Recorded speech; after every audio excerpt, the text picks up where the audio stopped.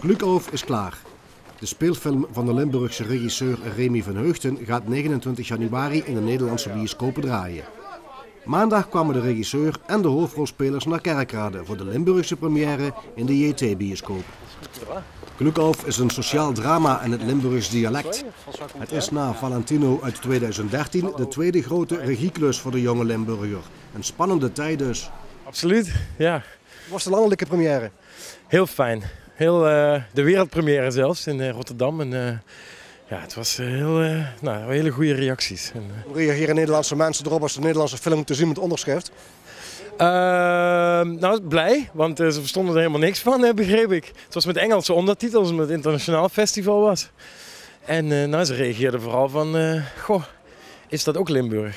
Ja. Een beetje rauwe film is het. Wat vonden zo'n mensen dat ook? Ja, wel, heftig en heel ontroerend ook. Ja. Burgemeester, u kunt kijken naar een film een beetje over de zelfkant van het Limburgse leven. Het is niet echt een reclame voor de provincie waar je graag wil wonen. Hè? Nee, dat is de realiteit. En de realiteit is dat datgene wat ze hebben laten zien, ik zag in de trailer een aantal dingen, dat hoort bij deze tijd. Moet je niet voor weglopen. En dan weet je ook hoe het vroeger was. En dan gaan we vooral naar de toekomst kijken en dan gaan we heel veel mooie dingen doen in deze mooie provincie. Wat verwacht u dat deze film gaat doen? Ik denk dat heel veel mensen erin geïnteresseerd zijn, omdat het een hele boeiende, eigentijdse film is. En mensen denken, we zeggen vaak regionaal, maar eigentijdse dingen zijn authentiek. En de authenticiteit die moeten we handhaven. Veel plezier bij het kijken. Graag gedaan, dankjewel. Tot ziens. Kom jong, verwant op Hema. Ik kom zelf van gescheiden ouders, ik ben zelf gescheiden, dus ik ben zelf ook een beetje ontheemd. De eerste zin in de film die ik zeg is, kom jong van grond op Hema. En eigenlijk zijn die mensen in deze film nergens thuis. We hebben geen heem. Nee, we zijn een beetje op drift. Je bent die beter voor die zorg. Helemaal goed.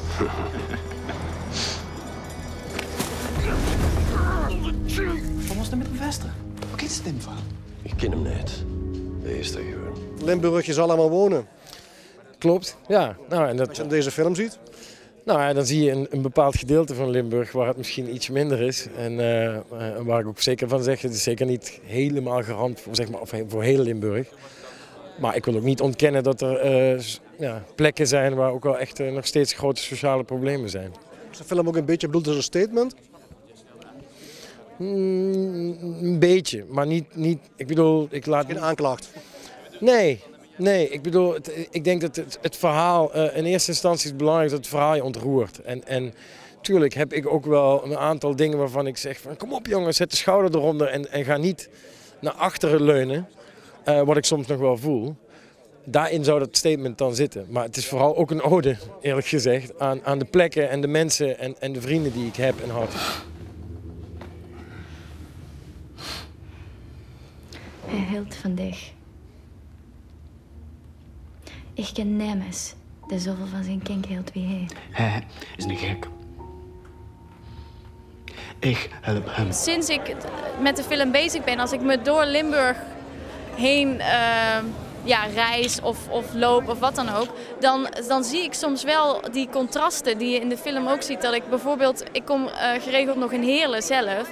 En dat je dan soms ergens loopt en dat het er wel mooi uitziet. En dat je ook soms ergens loopt en dat je denkt van, hè? Wat is hier dan eigenlijk al heel lang niks mee gedaan bijvoorbeeld. En sommige stukken zijn nou bijvoorbeeld het station helemaal aan het verbouwen.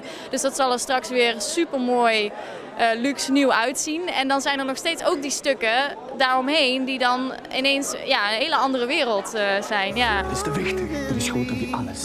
Ik ben ik. Ja? Een heftige film. Ja, het is een intens verhaal, hè? Ja. Komt een beetje overeen met wat je hier in Limburg ontdekt hebt, hoe de mensen zijn. Of het overeenkomt, dat weet ik niet. Ik heb tijdens het draaien een hele warme en goede ontvangst gehad door heel veel mensen. Dus daar was minder dan van deze ellende te merken. Ik denk dat dit echt niet zozeer alleen over Limburg gaat. Ik denk dat het inspiratie was voor Remy, omdat hij hier daar vandaan komt. Maar het is helemaal niet zo dat dit soort dingen zich alleen in Limburg afspelen natuurlijk. Limburg, je zal allemaal wonen. Ja. En dan deze film. Ja, nou, ik ben hier heel graag. Ik kom hier heel graag, ja. Ja, ze kunnen er alles over zeggen, maar ik vind het hier fantastisch, ja. Hij mist dich. c'est ne pas.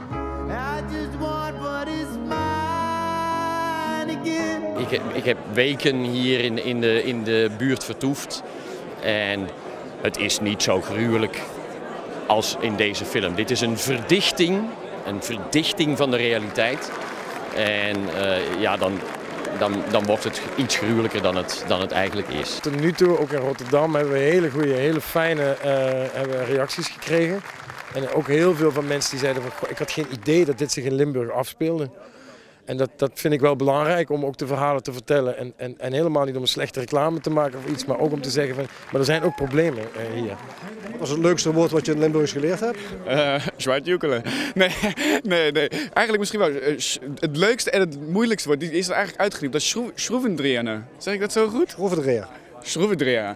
Ja. Iedereen heeft een ander. Ja, iedereen heeft een zo, ja, dit moest net iets met schroevendreher. Nou, ik ben het al verleerd, zo moeilijk was het. Als een actrice is altijd op zoek naar een nieuwe rol, maak je je daar zorgen over? Nee, ik heb hem gehoord. Dankjewel. Ja.